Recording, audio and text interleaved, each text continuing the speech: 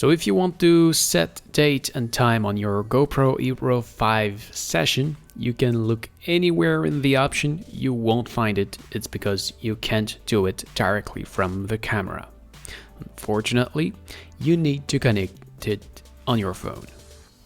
Yeah, so for that, you need to install the application GoPro. You can find it on iOS and Android either.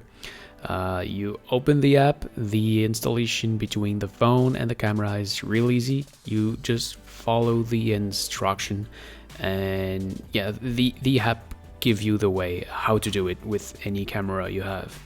So finally the camera needs to be open and you connect it to it.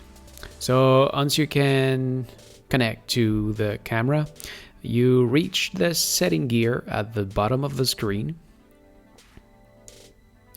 And you look for the option, it should be right there, set date and time.